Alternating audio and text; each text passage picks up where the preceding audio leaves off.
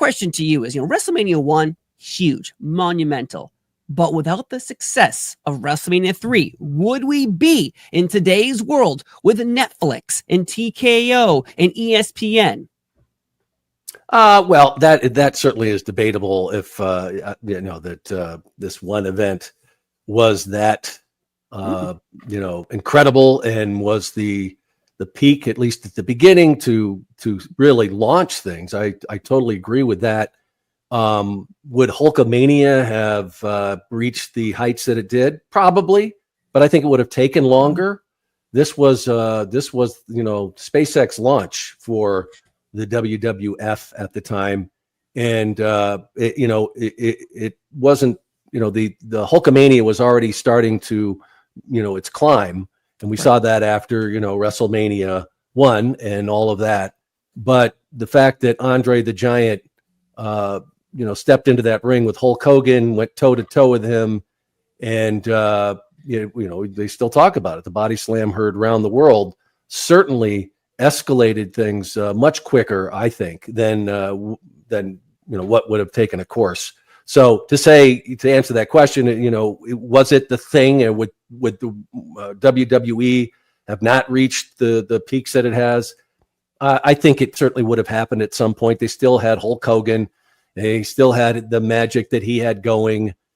They had a formula going that just kept continuing to build. I mean, think about it at that time, even at these house shows, these tapings that they did, they were still drawing, 20,000 people to some of these things. Mm-hmm. And if you think back to then and all, some of the other wrestling organizations that were out there, I mean, if they put 2,000 in a building, they were just ecstatic. It was like, oh my God, we new highs, like with ECW or these other outfits out there. So to imagine just for a house show that they're putting 20,000 people in there shows you that it was already taking off. But putting 93,000 plus, and of course was there really? But come on, take a look at it. The Pontiac Silverdome was just packed to the rafters. That was not AI. There was no, it was AI. I tell you, it was AI. There weren't cardboard audience members out there. Sure. And so to pull that off, and you got to think about what Vince McMahon's vision was. I saw an image that was online of Vince, and he's on one of those, the things that they used. They brought everybody out to the ring. The rings on the wheels. But they go up and down or whatever. So he's on one of those, and he's just looking. You can see, and it's an empty stadium.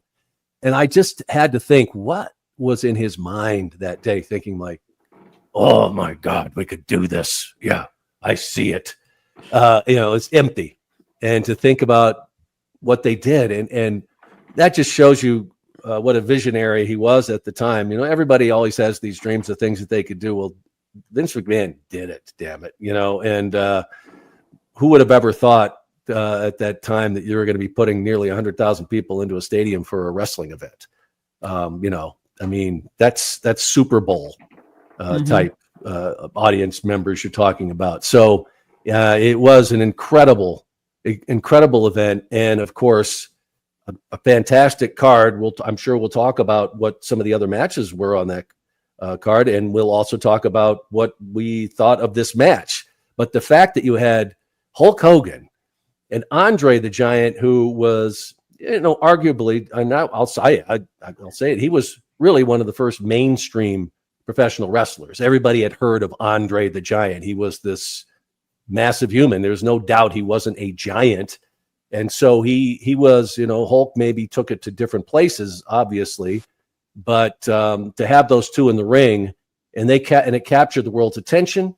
Pay-per-view was in its infancy, and the numbers, I'm sure we'll talk about those two, were phenomenal, considering I think the overall take on that event was over $20 million, which at the time was gigantic. So answering that question, yes, it was pivotal. Did it change the history of the WWE forever? Yes, absolutely. But to say that it wouldn't have happened, I don't think so. I think eventually they would have gotten to that point, but it certainly expedited that process, shall we say. See, I'm happy you said that answer because you easily could have been like, yes, of course, this body slam changed the world. Babies were born, flowers were blooming. That's right. You could have said that. And Yeah. you know what? The revised history of this event and this body slam, that is what we're told. We're told this event, this body slam changed the wrestling world forever. Without this, there would be no foundation. We're talked about Austin 316. We're always told these things that change the world. But when you watch them in real time and see how beat by beat, how they actually do affect the world, this is a huge event. WrestleMania 1 itself. Yes. Gigantic event. Another thing that changed wrestling history. Yes. It connected to MTV, which was like the coolest thing in the world in 1985. That created a cartoon. Then we got into WrestleMania 2, where we're so big, we're so hot. Let's go into 3 locations to make 3 amounts of money. Perfect. I think Vince McMahon is known for a man who takes big swings. And WrestleMania 3 he's going, okay, well, we did great. WrestleMania 1, we got that cartoon where Hulkamania is running wild. We're all over the real world. We're on TV shows. People are asking for wrestlers. But like, if you don't keep delivering big moments, are you just a flash in a pan like anything that has appeared in pulp culture before in wrestling, at least the WWE? They have they have stayed the course of staying in your eye, just like Coca-Cola, just like Pepsi. These companies, they're legacy brands that we all recognize. And WrestleMania 3 helped that legacy brand continue. I'm just so happy that you didn't say, yes, it changed everything, Steve. Moving on. You never know what's going to come out of this coconut up here, do you? Well, Roddy Piper could have hit Snuka with your coconut. That's true. And then knocked me into a wall. And But also you really have to think about that. You mentioned Vince always swung for the fences, and it's well documented that when WrestleMania 1 happened, that he pretty much just put everything. He put everything on black and rolled the dice, to see what was going to happen, and the company would have been in serious trouble if that had fallen, come up short. I mean, it could have been a disaster. And the same thing here when he attempts to put over 93,000 people into a stadium. Can you imagine how bad Can you imagine how bad that would have been if let's say they put half that number in there, which would have been a huge crowd, let's say almost 50,000, but in a stadium like that, it would have looked empty and it would have been a disaster. And what do you do at that point? You've already committed. You got to go do it. So you're thinking, oh man, and then you're going to put the black sheets up over seats and, the whole thing. And so Vince gambled again. He did it again and again. And that's the kind of person that I think he remained. It's not like Vince really ever changed, but how many people have the stones to do something like that? And, he never lost the vision of it that, no, we're going to do it. And by God, they did it. And so for a number of reasons, it was a historic event, and very much so that would, blaze the trail for all the events beyond that. But everybody remembers that one as certainly one of the greatest ever because of all that was involved. The stadium, Hulk, Andre, Randy Savage in that match that which was, people say it somewhat overshadowed the big main event, and we'll talk about that. But really, overall, it was one of the biggest events to ever take place in the history of professional wrestling, and is certainly up there today, remembered as being one. Yeah, with all they've done. Oh yeah, and it's funny you bring up the tarp thing because I've gone to so many big events over the years, and the most recent, say the past 4 years. Even ones, at MetLife Stadium or all these big arenas, the stage takes up half of the arena most of the time. So then they have to put black curtains all around that because it's all filled with equipment and stage hands. And so, but when you see that picture, that is very famous from this event, it's way up top. Someone went all the way up and took a picture. It shows you it. There's no black tarps. There's nothing. Like, we are full to the max. And again, if you want to argue that there's 73 or 93, the image is still there. The pictures are still there. The atmosphere is still rocking. So like, if you want to argue over schematics and numbers, it's still historic. It's still crazy. But I want to go back to the beginning of this rivalry because over the years, these two, Andre and Hogan on television, had a friendship. And it's so funny because Andre the Giant gets a trophy given to him. And he's like, for all your hard work and all your dedication, you get a trophy. And it's like the size of a little bowling trophy. Like, oh, here you go, buddy. Yeah. And here's one for Superstar of the Year for Hulk Hogan. It's this giant ass, huge trophy. Yeah. And for being the champion for 3 years or something. Yeah. It's so funny because when everyone thinks of like, man, that body slam or this moment, like, well, you got to go back to how it happened. It's because of a mishap at the trophy store when they ordered Andre's trophy and they got a dinky one and they ordered Hogan's and it was gigantic. That just to me is one of those funny moments of like, wow, what happened? Yeah, How did the storyline get started? Sure, it was a mix-up. Bobby Heenan. Brother. Bobby Heenan was working there. I don't think so. Let me ponder. Yeah, I don't think so. And it started got the stirrings of this going on. And as you said, friendship made in heaven, really. Andre and Hulk Hogan, and Andre had, for the most part, always been a baby face as far for the WWF and beyond. And so when this heel turn was taking place, it was like kind of, whoa, what the hell? What's going on here? And and people also have to remember that the Hulkster and Andre weren't new to each other. They had wrestled several times in the past. The Hulk, I believe, even at one show, body slammed. Andre. Did. That was, it was, of course, it was billed he'd never been, but and also, which is also really interesting, Steve, too, is that they had, and we've talked about this before when people talk about Terry Bollea's skills, that he spent a lot of time in Japan. And they are much more demanding there. And Terry proved that he could work. He had to, and could move in that ring. But also, Andre and the Hulkster had wrestled several times in Japan, and to some pretty good matches, because at the time Andre was in much better physical condition, and they had to work over there. Otherwise, the crowds buried you. So that part of this history is really, it's a rich part of it. It's unfortunate that when this all happened in '87, that Andre was already starting his decline, his physical decline, and it wouldn't be 4 years later that that would be his last appearance with the WWE. So it's unfortunate that when this did happen, he wasn't more able to move around, and people crap all over this match because of what actually went on in the ring. Oh, really? And we'll get into that. But at the time, just the fact of those two in there together, and the enormity of the circumstances surrounding it made it a memorable match forever, and made it a part of wrestling history that deserves to be recognized. I just blame that trophy guy. This is all the trophy shop's fault, really. No, I blame Bobby Heenan. I bet he was the guy. I bet he had a fake mustache on. He's working the trophy store. Yeah, and he was working Andre. That he's just taking advantage of you, and he's not your real friend, and so.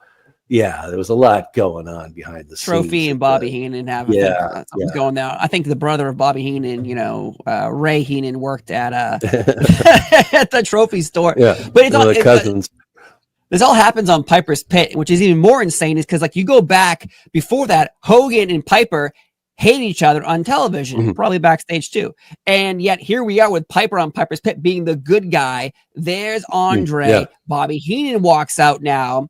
And now Andre is sweating like crazy in his suits. He always did. I don't know what the hell they were thinking, put him in suits. Just give him the damn black singlet. Let him breathe, damn it. But this is where Andre rips off the crucifix of Hulk Hogan that he's wearing. No matter what you put on him, he was going to sweat. Yes. Put him in nothing. Yeah. Get him out there. He's naked, folks, and he's still somehow sweaty. Yeah. Yeah. No, he grabbed. That's because that heart's working really hard to get. Yeah.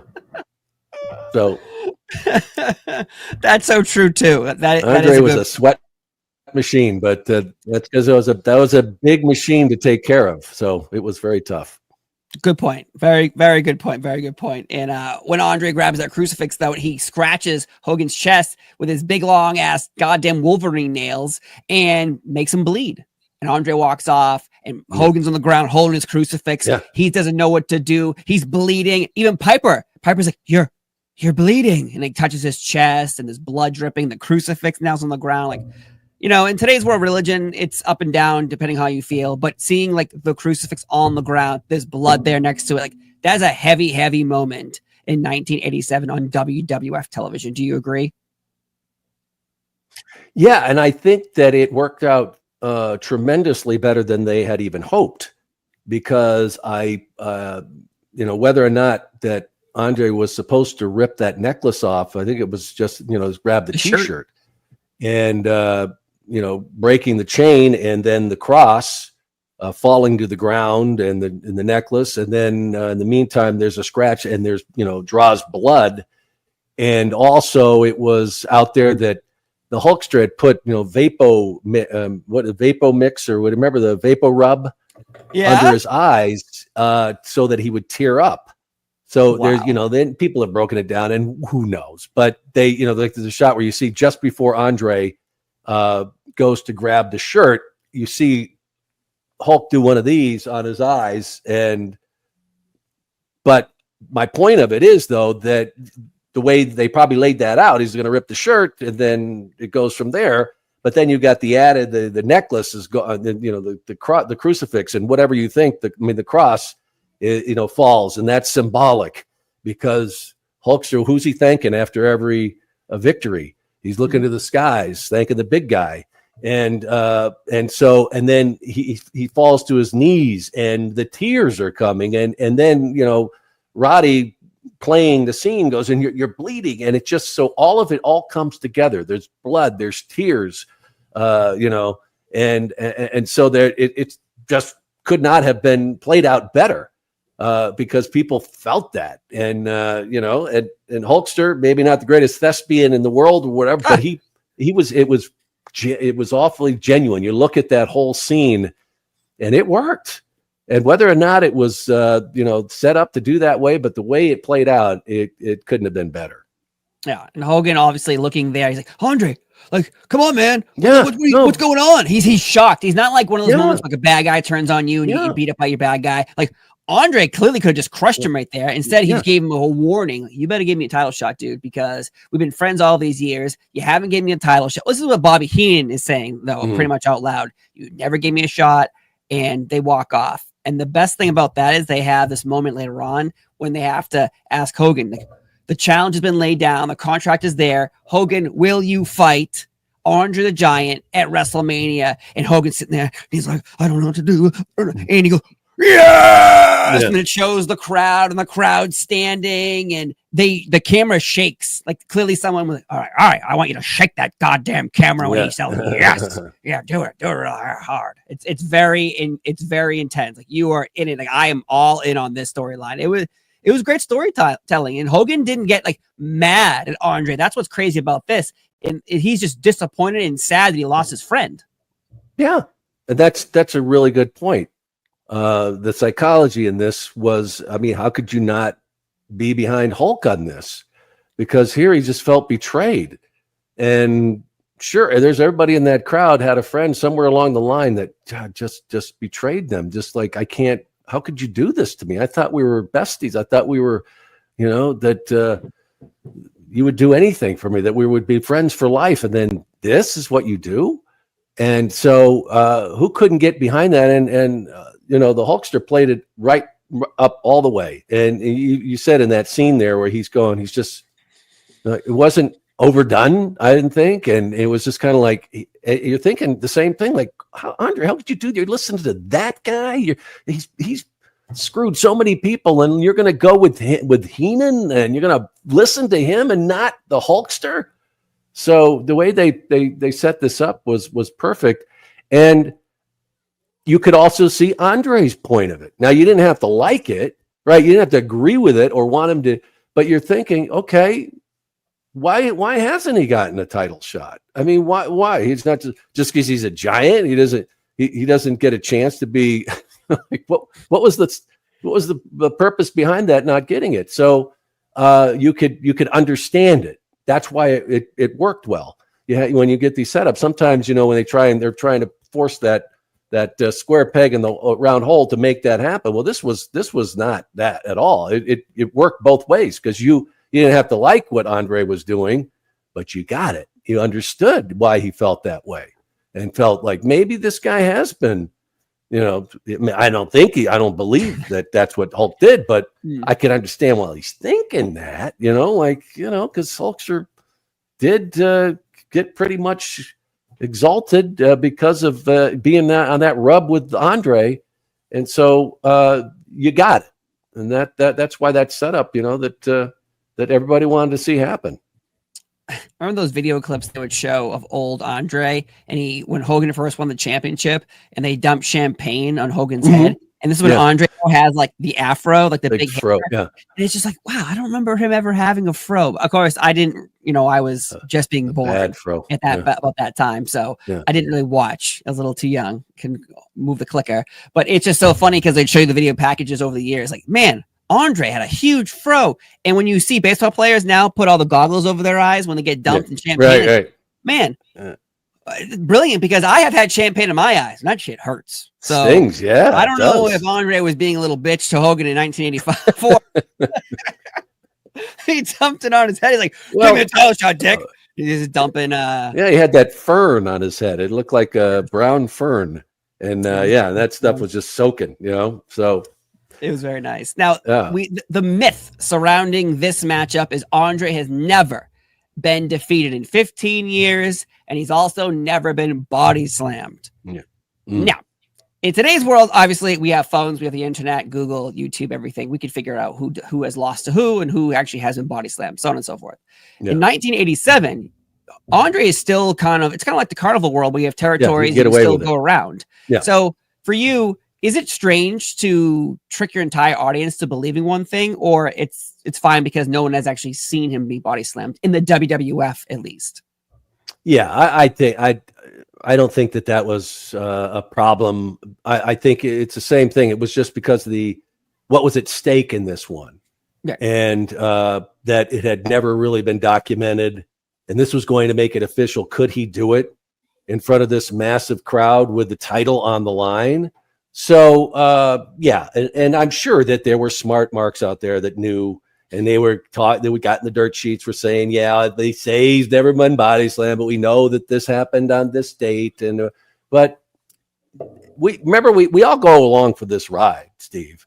And the WWE universe at the time was more than willing to get on the ship and go for the ride. And so it wasn't even a factor in that. And that was a part of professional wrestling, all the time. How many times did people leave town? How many times did they retire and unretire? Yeah, you know what I mean? What? So it was just part of it. And, people were all in. So that was, certainly the information was out there. You can call them what they fueled them as rumors or whatever, but nobody cared. They wanted to see this matchup. And the fact that Andre the Giant could become a champion, the WWF heavyweight champion, was enough. And so it was just the hype on this could not have been bigger. And for that reason, it didn't matter what happened in the squared circle that night. And when we get into the match here, you break it down, it wasn't a whole lot to it. No, a number of reasons. Of course, it's more of the moments versus the moves. At least for me personally, the big myth around this too is, I'm very curious about your opinion. Is Andre is suffering? He have severe back issues, but the thing with that is, I've read that and heard that forever, but yet he continuously wrestles even after this. He not every house show, not every a big event, but he is at a lot of these. Like, he doesn't get done as an active wrestler on pay-per-views and television until 1990-ish. So I think. This is 87. So to your knowledge, when I keep hearing he's injured, he's hurt, he can't continue, but he's going to continue, how hurt really is he? Obviously he's a big man, so his back hurts. but every day I wake up, my back hurts because I slept wrong. So my question is, how hurt is he heading into this? Or is this myth about injury grown so far over the years that we don't know the truth anymore? No, all you had to see was Andre backstage to understand really what his condition was. That was all heart. I'm going to get emotional. I start thinking about seeing him backstage and how he would move. Just you could see it as much as he hit it. And even after WrestleMania 2, there were, it was out there that he was hurting. His back was a mess. His spine was narrowing, and carrying around that kind of weight on a frame that wasn't designed that way, it breaks down, and the disease just progresses. Andre never wanted to do anything about it. He had opportunities to take medications that might have changed that, but he never would. And he knew that it was just going to continue. And so if you saw his performances as he went in, he didn't do a whole lot in the ring. He would still do the thing. He stepped over the top rope. He would go down. He went down, a couple times in this match, getting body slammed. Imagine that.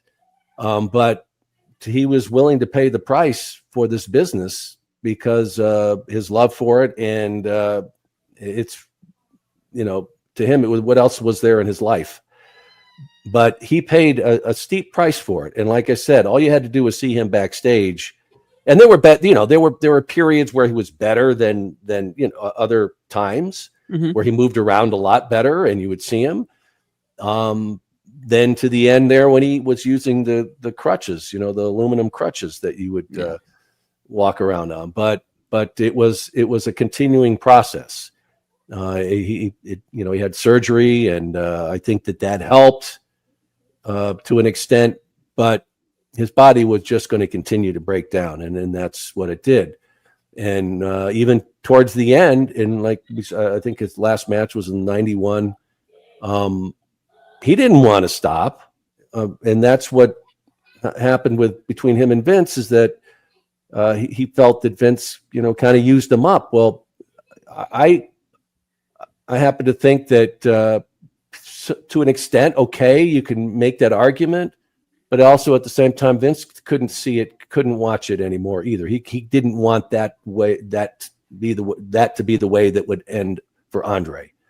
And you've seen interviews with Vince afterwards when he talks about it, and he gets emotional just thinking about it. That people can talk about it one way or the other. They can say with their hate for Vince and that he just used him up, and when he wasn't useful to him anymore, he cast him aside. I happen to be on the other side of that, in the sense that he saw what Andre was going through and didn't want to see it end for him in front of crowds, him being in the shape that he was in. And but at the Pontiac Silverdome that day, Andre gave everything he had. Like I said, he went down. People, I should go and watch the match. If you were looking for the two ring tacticians, you're not going to find them unless you go look at that Macho Man Ricky Steamboat match. But the excitement of that match, even watching it again, I still felt like the same way that, and I wasn't there, but I said when I got to see it, that I felt the same way. That, I know like John Cena talked about when he was a kid, basically watching this, and his house became the Pontiac Silverdome, where, he had 50 relatives come over. That's how exciting it was. And that match to them carried it. Now, the people that are more, want to tear things down and they talk about the match. Sure, there was, you can go through that and you can say, okay, they run into each other. They go into the turnbuckle. Hulk does some chops.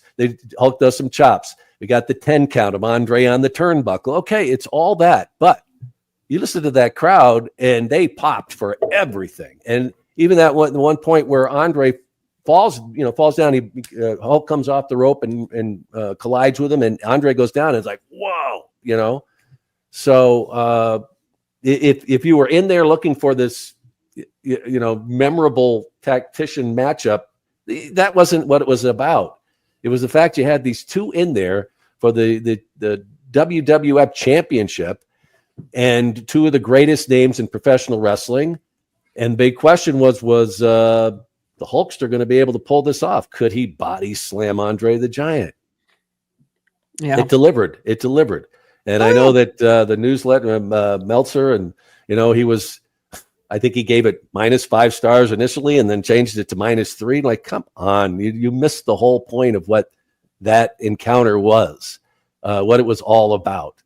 So Jesus Christ, did they really give it that? Yeah, it was something. Yeah, it was something really, really. That's low, pretty strange to think, because wrestling also is so subjective. Like, each person, you could love a brawler but hate high flying, or love technical wrestling but hate hardcore wrestling. And so I think that's, first off, that's fucking weird. And also how everyone has been obsessed with one person's opinion for 40 years. Right. I think but you'd have to throw all that out. That had this match crazy. Nothing about that. It wasn't about it was a story. These two guys in, and who's going to walk out, the champion. And so who got a goddamn bigger trophy, motherfucker? Right.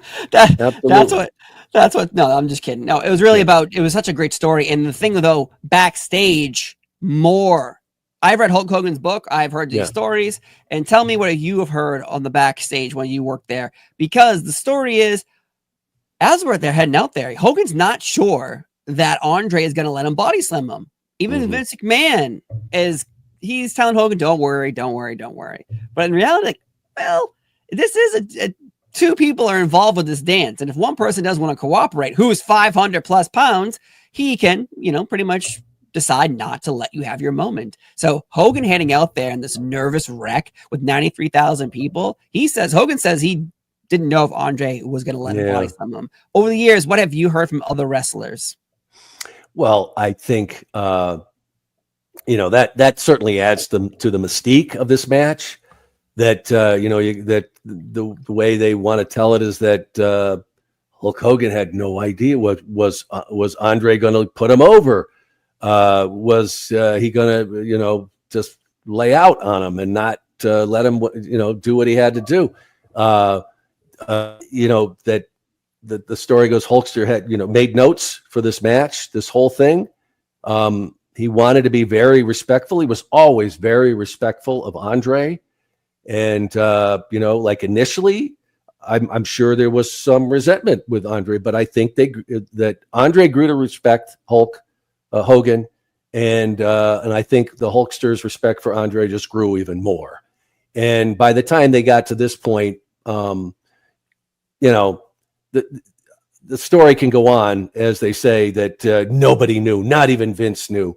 But I think that Andre had way too much respect for this business.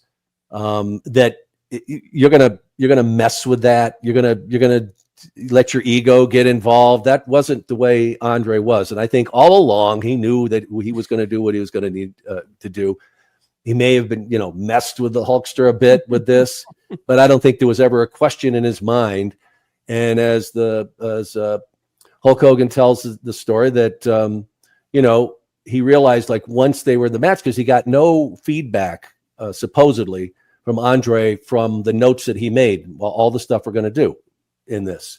But he said that once we started the match, Andre was by the letter, did everything that as they went along. So it gave him more confidence in it. But I think that, and Vince saying the same thing, he's going to do the right thing, was just to add a little more mystique to this thing. And, my feeling overall is that there was never a question in Andre's mind that he was going to put Hulk over. And I love the intrigue of it, and I will let that live on forever. That there were questions of whether or not, but knowing Andre and the way that he loved this business and had the respect for the boys. Once, if he had respect for you, and he then. Why would he do that? He didn't have that kind of ego where he was going to put his legend in jeopardy. On that world stage, that he decided to just lay out. I'm not going to do it. I'm not going to let you. I'm not going to put you over that way.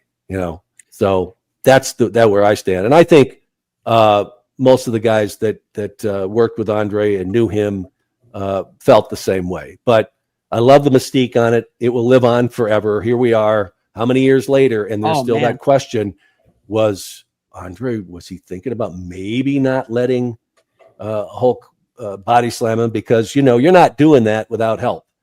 He needed Andre to help him do that. As big and strong as the Hulkster was, that ain't happening without Andre's approval.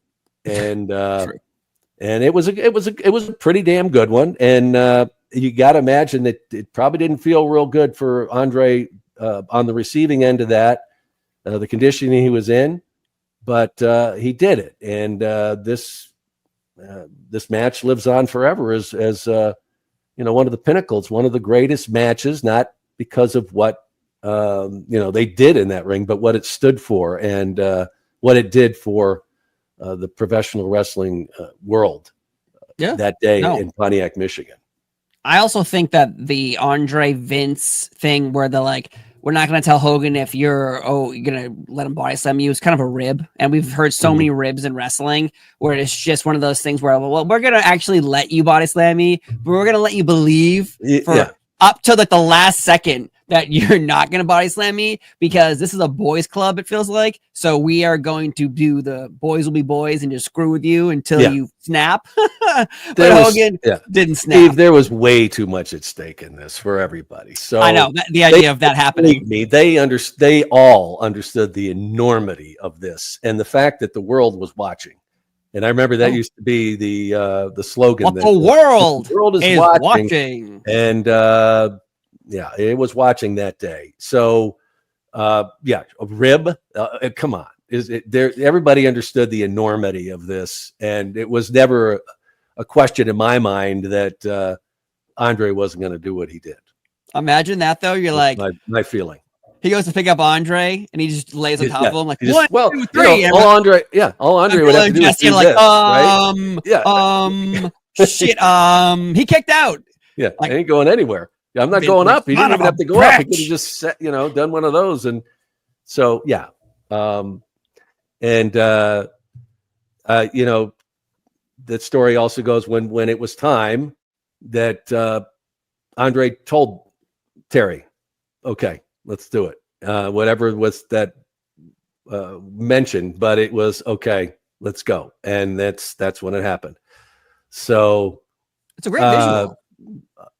Unbelievable that what Andre did that day was phenomenal, and it just launched the Hulkster into the stratosphere. And how could you not feel it when you watch it? Even to this day, you just feel that electricity of what was going on then, and they never look back. I gotta say, also, Bobby Heenan steals the show in fashion in this matchup because he has a wonderful, very bright, glittery suit with tails. And this is also the WrestleMania where you come on motorized rings because the arena is so big, they have to put the ring on a platform. So if you were sitting anywhere, you could see it because 93,000 people. And Bobby on that, though, with his coattails, his suit, and of course, Jesse and Gorilla on commentary. Like those three players I want to mention as well because they're involved with this heavy to the end because Bobby's selling everything for Andre. Bobby's been the voice for Andre this whole storyline. Now Jesse and Gorilla have the job to make sure everyone knows what's happening in the ring because at one point, they even play on this for the entire year where Hogan does try to pick up Andre in this matchup, and it's 1-2. Hulk Bailey kicks out, and Jesse is convinced that Hogan did not kick out. And from this point on, even after this matchup, throughout the year, they can keep playing this like, well, did you really kick out, or was the referee in on this? And that plays out with the double referees years later. Joey was 2.5. When Joey, it was very close. But one of the big things about this WrestleMania 2 is everyone brings up Hogan body slamming Andre because the visual, even years later in the Attitude Era and the Ruthless Aggression, the opening still had Hogan body slamming Andre. Pardon me, not the Attitude Era, because I know someone's going to be like, he was in WCW, dickhead. Sorry, folks. But Macho Man vs. Ricky Steamboat also takes place on this. And every year when people have WrestleMania marathon matches to watch, Macho Man and Steamboat get picked, not Hogan versus Andre. And as years go on, rumors are there's jealousy between Macho Man and Hulk Hogan for as long as both men were alive. Was there jealousy between Hogan and Savage, and did it start here that you know of? Well, I think I wouldn't call it jealousy. I would say it was like this professional envy in a sense that, and you know, all the guys, when you go out there and you have a match and it's a great match, you know it. And it's kind of an unsaid thing. You can be backstage and you may not be the main event, but everybody knows that was the match. Right. And as far as as I mentioned, what you're looking for, that match with Randy and Ricky Steamboat was incredible. Really, obviously, just one of the ring tacticians. Both of them tremendous workers, and that match they did not let it down. It was absolutely the match of the night, and I'm sure that both ways, Randy, being the competitor that he was, felt that they should have gotten maybe more marquee out of it, more recognition for it. I'm sure that in a sense that the Hulkster was like, geez, they put a match like that and all it does is tear this one down, that takes something away from it. Why do that? Why not let this be it? So sure, there was, the professional jealousy or whatever you want to call it, but that's the healthy part of this business. That's what makes those guys go out there and try and show each other up every night.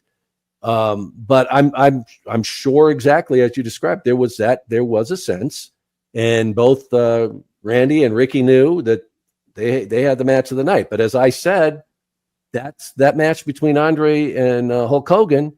It wasn't about the skill set. It wasn't about high flying. It wasn't about these incredible moves. It wasn't necessarily about what was going on there.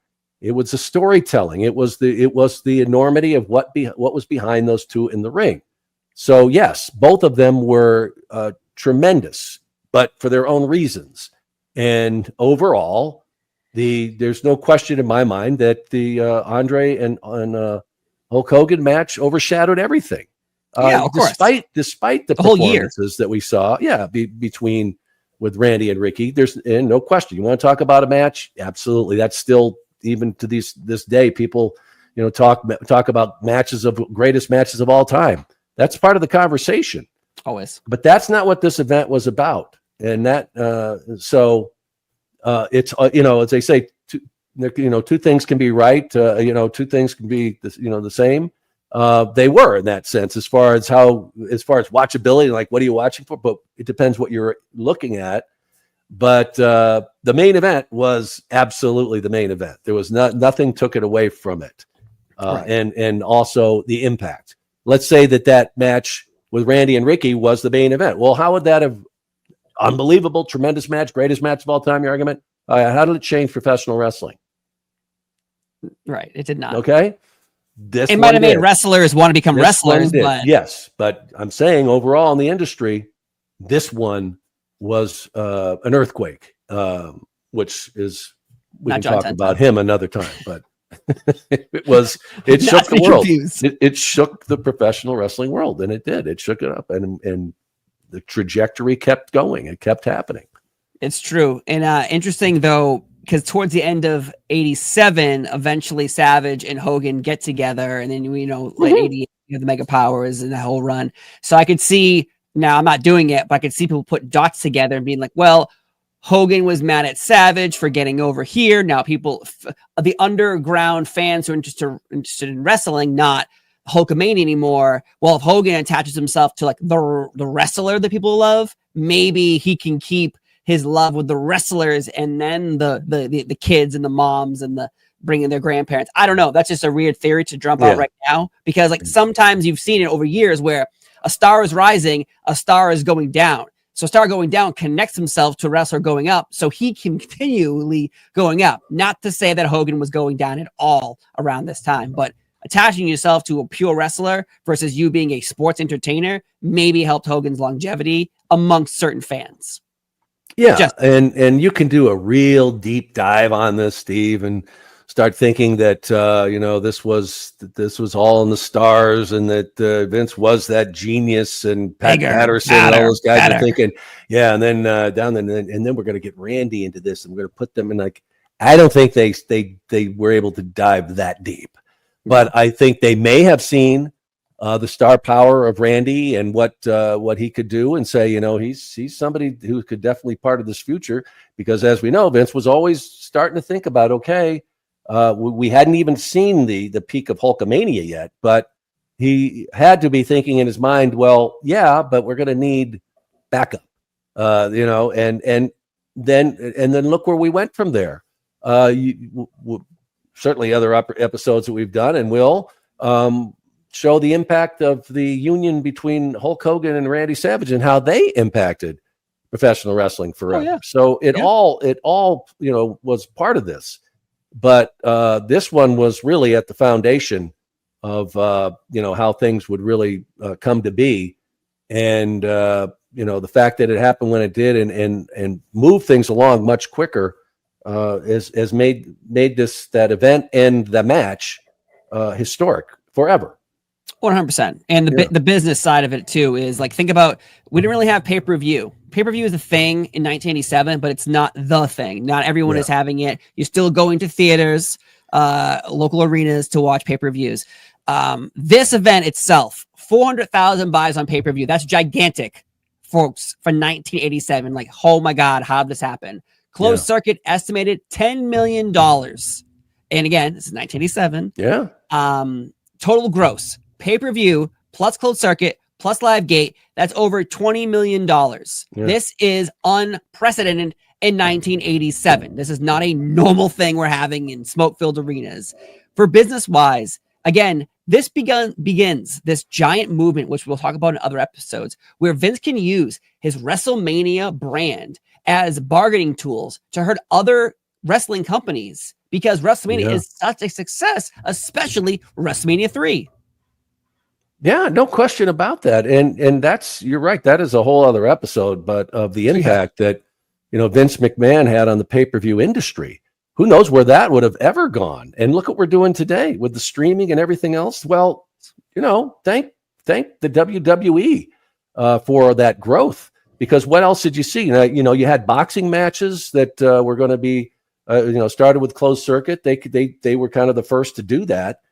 But at the same time, they were sporadic. You didn't have regularly necessarily, every month or something, necessarily having a big, gigantic event. Mm-hmm. And the WWE did that, and it just took off from there. And for a very long time, you really didn't see much else that on that scale. You had other pay-per-views, but not on the scale that you saw with the WWE. And one thing also I wanted to mention that I did love about this match, and I think it was, I don't know if it was a tribute to or let's take advantage of it, but they wanted this event, especially the main event, to have that big fight feel. And if you remember, Jesse, when they do the introductions, is giving the tail of the tape, the chest size, the biceps, the forearms, the wrists, the calves, and then you got Bob Uecker comes in as the special guest ring announcer to announce them. Mary Hart from Entertainment Tonight is the timekeeper. So I got a kick out of that, and it's just an aside, I guess. But I love the fact that they did they made it give it that big fight feel, with those kind of introductions, just like they did with boxing. And so it was maybe a little bit of a salute to the beginnings of pay-per-view and that whole thing with boxing, and a little tribute to that, and also stealing a little bit of it as far as the marketing of it go. But I just thought I really thought that was a cool thing, a cool part of it, especially when they're reeling off Andre's statistics. God damn it! Tell me how big his legs are. Yeah. Oh yeah. But. And you probably don't know this, but what is he announces? Andre's got 21-inch biceps. Hulkster's got 24. So, wow, the pythons are, he's got a bigger snake on those shoulders. But I did. I loved that. And I just got a kick out of hearing it again with Jesse doing the announcing. So, Yeah. and those two worked well together. I've seen comments where people like saying, well, no, Jesse and Gorilla were just great together. Yes, they were. But when I've been asked, like, personally, what did I like? I like Gorilla and Bobby together. I like Vince and Jesse together. That's just personal preference, folks. Everybody had their preferences, and that's it's a buffet, man. You have all these people. Yeah, and this, with the irresistible force versus the immovable object with Gorilla and all of his, oh God, so many great Gorilla-isms, whatever you want to call them. We got a lot of them in these matchups. Loved them. No, the commentary is outstanding. The crowd in the slow movements of Andre and Hogan walking up to each other, and Hogan's just sitting there shaking his head, and Andre, and you can feel, like, that's the thing too, is there's a difference now watching television where you're expecting a reaction from fans. And so immediately when there's a bad show, people go online, go, it's because of Montreal not being a good crowd, or this is because Baltimore was a shitty crowd. Yeah. This crowd, if you thought this match was bad, shut the volume off and watch it with no volume. And you can see visually the audience standing the entire time. Yeah. No matter what, no punch, no kick, falling over, whatever your critique of this match is, watch the audience. The audience is having the time of their life. And I think that people forget about. Yeah. And like you said, the two of them toe to toe in the ring, that Andre's taller than him. That big fight feel. And they're just, nose to nose, just like you see. And that intensity on Andre and the apprehension. And I think is the best way to put it. Like you said, Hulk is kind of, shaken, and it wasn't like necessarily fear, but apprehension. What's going to happen here? And loved it. It was a big fight. Oh yeah. Success from this then creates the rematch they have. They build WrestleMania 4 having a rematch in that world title tournament. You have the double referee match. You have the birth of Survivor Series based off this match, which happens later on in November with Team Hogan versus Team Andre. The birth of SummerSlam with the Mega Bucks versus the Mega Powers. Honestly, I don't think people give Andre in the Hogan rivalry enough credit, because it created so many other moments out of this body slam, out of this rivalry, out of bad trophies being delivered. This turned into 2 years of storylines. And I think not a lot of matches do that. A lot of matches, we have our match. Okay, boom. Now you go fight this guy and I'll go fight that guy. This one is they're connected at the hip for at least another 2 years, which is longevity, which really shows you this worked out. Yeah. Oh, no. And then also think about how it helped everybody else. All of these other superstars. Right. Yeah. Because as you said, they had their teams, and, a rub from Andre for a heel, and a Hulkster, all the different guys that he ended up putting over. So yeah, it put them on the scale of that stage up there, that they were kingmakers in a sense, that, you got that rub from one of those guys, and it helped, spread the marquee for the rest of these guys.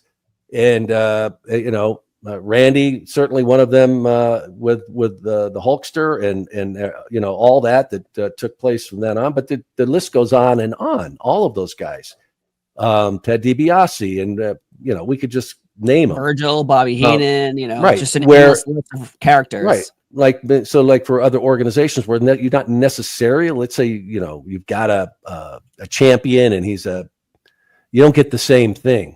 These guys were just beyond the stars, and they made them stars just by being around them. They had been put in that position that whoever got next to them became more known and more popular.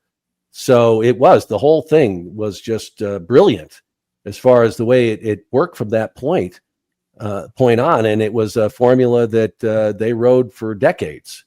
Yeah, they did. Yeah. And that's where, they started to really realize just the power of that. It was old school wrestling in a sense, but never had wrestlers. They had been put in that kind of position where they were known the world over.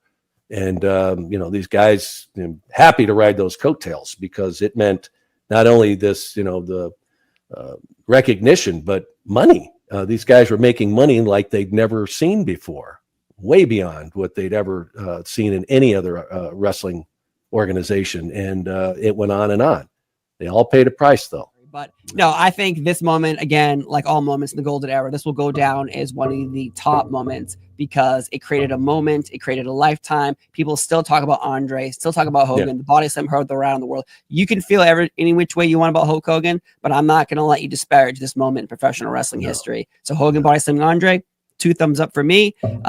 You say Hall of Fame. I agree. So in reality, WrestleMania 3, it's a long event, folks. And this is, the beginning. I feel like even WrestleMania 1, I don't consider it's like the Golden Era, but it's like connected to another era. WrestleMania 3, I feel like, is the birth of the Golden Era where we get all of our Macho Mans and Warriors and Demolition and so on and so forth. But in reality, then, Mr. Mooney, it is always a pleasure talking to you about the Golden Era.